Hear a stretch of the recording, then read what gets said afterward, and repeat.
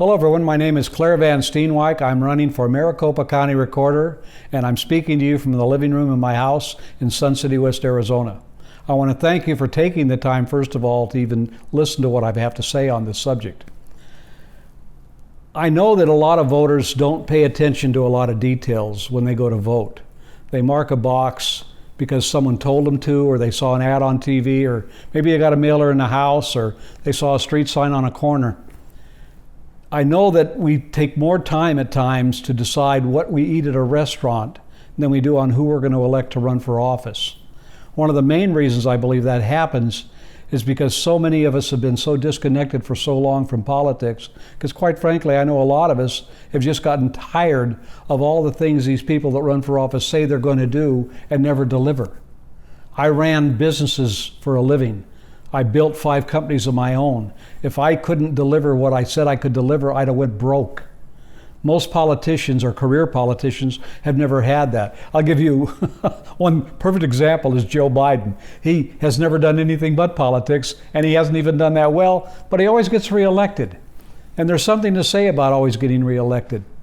Too many people in office don't understand what we're doing out here in real life.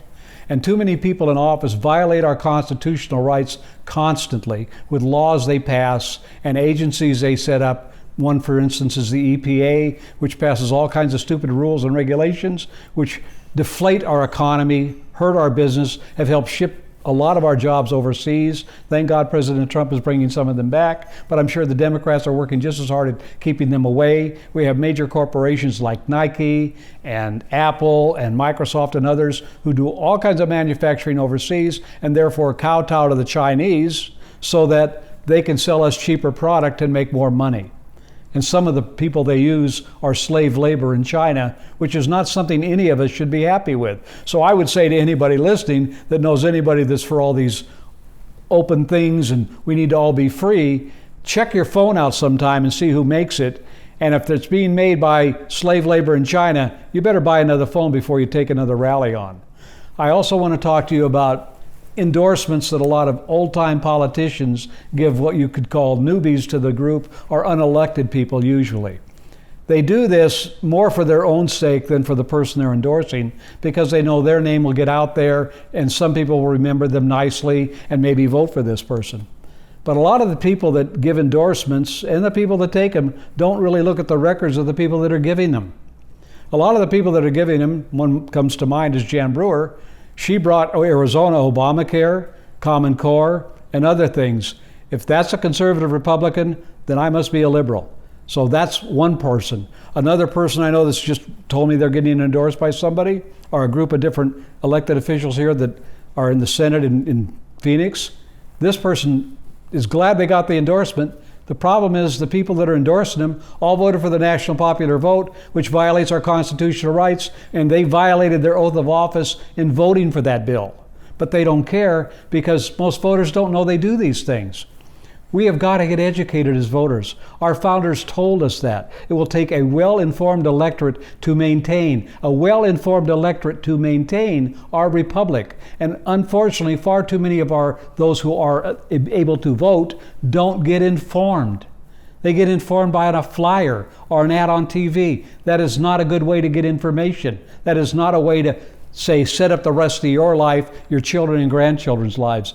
Get information. Endorsements mean absolutely nothing, especially when they come from other people who made a career out of being in office and have never really held a real job, as I talked about earlier. We have got to save this nation. It is in direct anarchy, both on the streets and in Washington, D.C. You can see it every day with the socialist Democrats doing the stuff they're doing. We have to take our country back, but you're not going to take it back if you vote for more of the same. And yes, I know sometimes people say, some people speak too harshly, and I happen to be one of them. You know what? If we didn't have President Trump in Washington, D.C. right now, what do you think our country would be like? Even if the person back there's name was Bush. Look at what his father and brother did to us. And he would have done the same thing. Go along to get along. A lot of the jobs brought back by President Trump still wouldn't be here. Our economy would still be going in the wrong direction. That's how it would be. And I don't think the China virus would have ever got here because, quite frankly, I think it was done deliberately. But I want you to get information. Understand especially one of our founding fathers, George Washington, who upon leaving office made this very clear statement. He did not like party politics. He didn't like parties. He said quite clearly, parties are the enemy of the government, because he knew eventually the parties would only want to serve themselves, not the people, not what's best, but whatever they have to do to stay in office. And that's what they've turned into on both sides of the aisle. One may be a little worse than the others, but they're both to blame. Get information. Information is a tool that can free you and free all of us and keep our children, grandchildren, and great-grandchildren free for decades and centuries. This country is worth saving. And one more thing, all lives matter to God. And if you don't believe that, you haven't read your Bible lately. You can't kill each other and then tell me to respect other people's lives. Stop the murdering in the streets, the thievery that goes on. Start loving one another. We can get these things fixed if we get together. It's supposed to be the United States of America. I'm an American, not a hash mark American. I'm an American. I'm a U.S. citizen, and I appeal to all U.S. citizens. Start thinking like Americans instead of separatists, and we can solve all of our problems. Once again, voteforvan.com is the website. That's the number 4. Voteforvan.com. From that, you'll see other links to my Facebook page and other things. I hope you vote for us. Thank God. I thank God for all of those who have supported us and continue to. And thank God for all of you taking the time to listen to this. God bless you, and God bless the United States of America. Thanks again. Bye now.